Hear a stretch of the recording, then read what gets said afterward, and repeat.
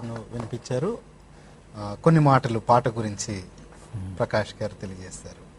ముంగుమూరి దేవదాస్ గారు రాసిన ఈ పాట చూస్తున్నప్పుడు అసలు ఆంధ్ర క్రైస్తవ కీర్తనలో పాటలన్నీ మనం చూసినప్పుడు కూడా సాహిత్య సంబంధమైనటువంటి నాణ్యత, అలాగే సంగీత సంబంధమైనటువంటి నాణ్యత రెండు కనపడతాయి. అంతకంటే మించి ఒక ఆత్మ ఉంటుంది పాటలో.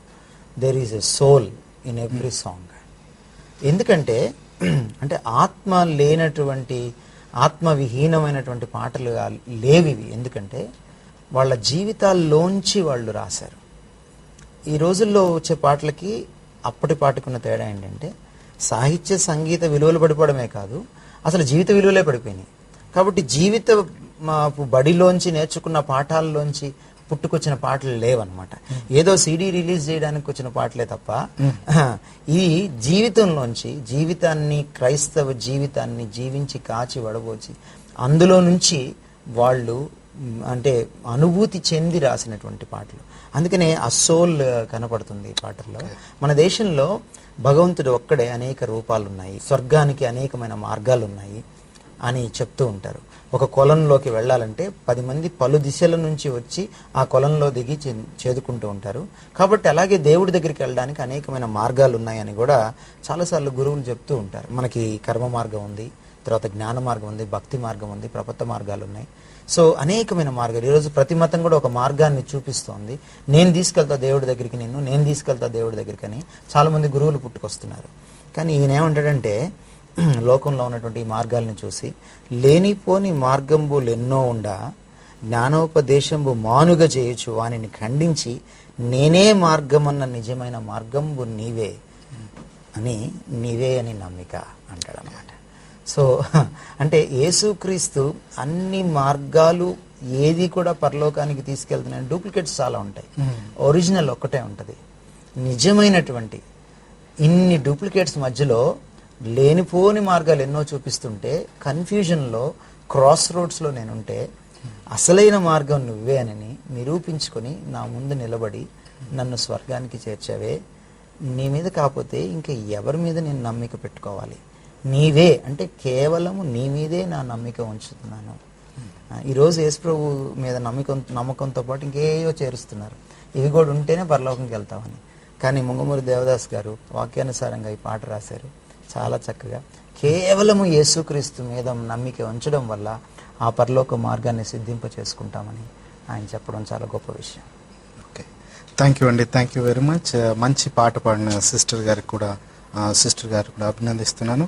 మోహన్ గారికి కూడా ప్రత్యేకమైన అభినందన తెలియజేస్తూ ఉన్నాను. ఇంకో కాల్ తీసుకుందామండి. కాల్. ప్రైజ్ ద లార్డ్ అండి. ప్రైజ్ ద లార్డ్ అమ్మా. మీ పేరు, ఎక్కడి నుంచి కాల్ చేస్తున్నారు? జయ గారు, కడప నుంచి. చెప్పండి, మీరు ఏం అడగాలనుకుంటున్నారు? చెప్పండి. నేను ఇప్పుడే విన్నాను ఈ నగల గురించి చెప్పేది. సో నాకు ఒక సేవకులు నాతో చెప్పినారు, నేను చిన్న కమ్మలో చేస్తున్నాను, మీరు నగలు వేస్తున్నారు కాబట్టి మట్టి మనం కోల్పోయినారు అని చెప్తున్నారు. నాకు అప్పుడు బాధ వేసింది. పాత నిబంధనలు దేవుడు చూపించేస్తున్నారు కదా, సో చెప్తే అలాగా వాళ్ళు లోబడకపోయినారు అని చెప్పినారు. ఇదొక ప్రశ్న. మహిమను కోల్పోయినానా లేదని చెప్పండి. మందులు వాడినా కూడా మహిమను కోల్పోతున్నారు, రిలేటెడ్ గా ఉంది కాబట్టి ఓకే, రాష్ట్రంలో పోలేము అని చెప్పినారు. రైట్ అండి, రైట్ అమ్మా. ఓకే అమ్మా, థ్యాంక్ యూ సిస్టర్. అంటే ఇందాక నేను చెప్పిన జవాబుకి కొంచెం వేరేగా ఇంకొక కోణం నుంచి నేను చెప్పడానికి ప్రయత్నం చేస్తాను. విషయం ఏమిటంటే యేసుక్రీస్తు వారు తప్పిపోయిన నాణేల కథ ఒకటి చెప్పారు, ఉపమానం ఒకటి చెప్పారు. మీకు గుర్తుందో లేదో, చాలామంది ఈ మధ్య దాని మీద ప్రబోధం చేయడం మానేశారు. తప్పిపోయిన నాణ్యం గురించి ఆయన చెప్పేటప్పుడు దాని బ్యాక్గ్రౌండ్లోకి వెళ్ళి మనం చూస్తే నాణ్యం తప్పిపోవడం ఏమిటి, దాన్ని ఆవిడ అంత కష్టపడి వెతుక్కోవడం ఏమిటి అంటే, ఆ రోజుల్లో యూదు స్త్రీలు, కొంచెం ధనికులైన స్త్రీలు ఈ నాణేలని పుసలుగా గుచ్చుకొని ఒక దండగా వేసుకునేవాళ్ళు. అందులోంచి ఓ నాణ్యం పడిపోయింది. కాబట్టి బంగారంలో మనం ఒక చిన్న మొక్క ఏదన్నా తెగి పడిపోతేనో, ఒక గొలుసు, ఒక లింకు పోతేనో మనం ఎలాగా మంచం కింద దూరం ఎతుకుతామో ఆ విధంగా ఆవిడ విపరీతంగా వెతికేసింది అనమాట. ఎందుకంటే అది చాలా విలువైందన్నమాట. అయితే ఆశ్చర్యం ఏంటంటే ఆ ఉపమానం ఆయన తీసుకుంటున్నప్పుడు 2 విషయాలు మనకు అర్థమైనాయి. ఆ ఉపమానం తీసుకున్నప్పుడు ఆయన ఇలాగ నగలు వేసుకోవడం గురించి ఎక్కడ గద్దించలేదు. ఒకటి. రెండు, నగలు వేసుకున్న ఉపమానాన్ని తీసుకొని ఆయన దేవుడు తప్పైన వాళ్ళని ఎలా వెతికి రక్షిస్తాడో చెప్పాడు. అంటే ఒక రకంగా నగలు వేసుకోవడాన్ని పూర్తిగా కొట్టేయట్లేదు ఆయన అని మనకు అర్థమవుతుంది. ఇందాక ఒక కోణం చెప్పాను, ఇప్పుడు ఇంకొక కోణం చెప్తున్నాను. కాబట్టి ఈ అలంకరించుకోవడం అనేది అసలు పూర్తిగా లేదని చెప్పట్లేదు దేవుడు. మీకు తెలుసు సొలొమోను దేవాలయాన్ని దేవుడు ఎలా అలంకరించాడు. సో అలంకరణకు ఆయన వ్యతిరేకి కాదు బేసికల్లీ. కానీ అలంకరణనే ఆరాధ్య దైవంగా భావించామనుకోండి, మనం అలంకరణనే మనము ఒక ఆసరా చేసుకొని ఇంకా అదే జీవితం అన్నట్టుగా మనం జీవిస్తే అది దేవుడై కూర్చుంటుంది. అది అలంకరణే కాదు, అది పదవీ అలంకరణ కూడా అవుతుంది, అలాగా ఏదైనా అవుతుంది. సో కాబట్టి విగ్రహం అయ్యేదాకా చేసుకోకుండా దానికి అధిక ప్రాధాన్యత ఇవ్వద్దన్న విషయమే తప్ప అది అస్సలు అలంకరణ చేసుకోవద్దు అని కాదు. మరి అలా అంటే అందరి ఇళ్లలో పౌడర్ టిన్లు ఉన్నాయి ఈ రోజున కదా, అందరూ సోపు వాడుతున్నారు కదా ఈ రోజున.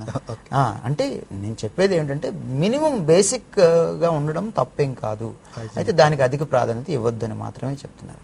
ఇకపోతే మందుల విషయం దగ్గరికి వచ్చేటప్పటికి ఇది ఒక విపరీతమైనటువంటి తప్పుడు బోధ ఈ మధ్య కాలంలో. అసలు మిషనరీలు వచ్చి అసలు హాస్పిటల్స్ పెట్టిందే భారతదేశంలో క్రైస్తవ మిషనరీలు, అసలు డాక్టర్ కోర్సులు చేసిందే దాంట్లో నుంచి. ఆ డాక్టర్ సింబల్ చూడండి ఒకసారి, ఆ కర్రకి 2 సర్పాలు ఉంటాయి. ఏమిటి ఆ సర్పాలు? ఆ సర్పాలను చూసే ఆ అరణ్యంలో ఆ సర్పాల కాటు నుంచి వాళ్ళు స్వస్థత పొందారు. దేవుడు 2 ఇత్తడి సర్పాలను పైకెత్తమన్నాడు ఒక కర్ర మీద పెట్టి, పర్వతం మీద. ఆ గుర్తే అది. అసలు మెడిసిన్ అది బైబిల్ నుంచే పుట్టుకొచ్చింది. అది ఆ వైద్య విద్య అనేది బైబిల్ నుంచి పుట్టుకొచ్చింది. బైబిల్లో 2 పుస్తకాలు రాసినటువంటి లూకా సువార్త, అపోస్తల కార్యాలు రాసినటువంటి లూకా డాక్టర్ గారు.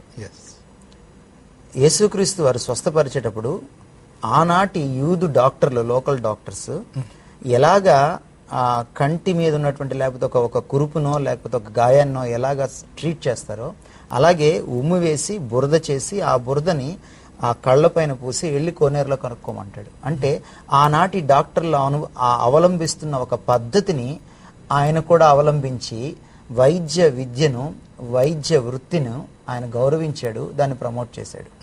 సో చాలా విషయాల్లోనే మనం మాట్లాడుకుంటే, సో అట్లా అనుకుంటే ఒకవేళ మందులు వేసుకుంటే దేవునికి మహిమ పోద్ది అనుకుంటే, మరి ఈ చెప్పే వాళ్ళకి చాలా మంది కళ్ళద్దాలు ఉన్నాయి. ఆప్థమాలజీ అనేది కూడా మెడిసిన్ లో ఒక భాగమే. ఆప్థమాలజిస్ట్ గారు కూడా డాక్టర్ గారే. ఎందుకు కళ్ళద్దాలు వేసుకుంటున్నారు వీళ్ళు? ఈ చెప్పేవాళ్ళు చాలా మంది డయాబెటిక్ పేషెంట్లు ఉన్నారు, వాళ్ళు సీక్రెట్ గా మందులు వేసుకుంటారు. ఎందుకంటే మందులు వేసుకోకపోతే అది మొండి రోగం, అది ఒప్పుకోదు.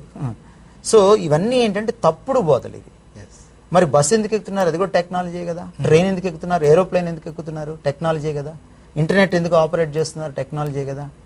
ల్యాప్టాప్లు ఎందుకు కొనుక్కుంటున్నారు? ఐప్యాడ్లు ఎందుకు కొనుక్కుంటున్నారు? ఇవన్నీ కూడా వదిలేసేసేయాలి. రేమండ్స్ చొక్కా వేసుకోకూడదు, మనం కూడా వడుక్కొని ఖద్దరు వేసుకోవాలి, ఎందుకంటే దేవునికి మహిమని ఇవ్వదు కాబట్టి. సో ఇవన్నీ ఏంటంటే హాస్యాస్పదమైన విషయాలు, ఇవన్నీ ఏమాత్రం సమంజసమైన విషయాలు కాదు.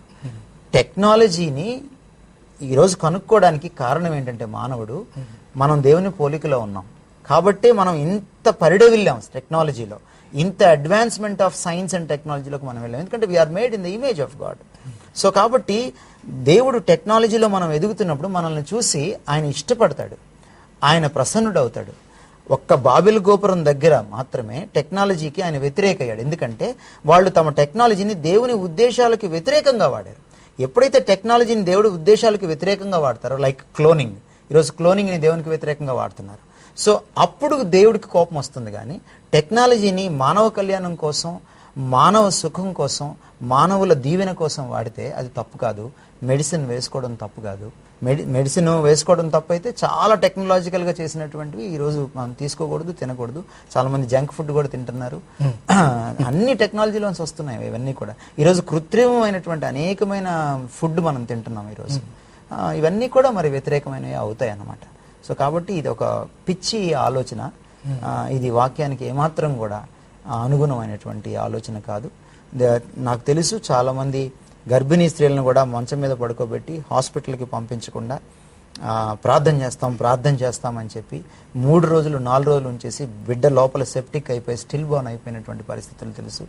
బిడ్డ తల్లి చనిపోయిన సందర్భాలు ఉన్నాయి. ఇలాంటి పాస్టర్లని, ఇలాంటి వాళ్ళని దయచేసి నమ్మకండి. హాస్పిటల్స్కి వెళ్ళండి. హాస్పిటల్స్ భారతదేశంలో నెలకొల్పిన వాళ్లే క్రైస్తవ మిషనరీలని గ్రహించండి. బైబిలే వైద్య విద్యకు పునాదులు వేసిందని గ్రహించండి.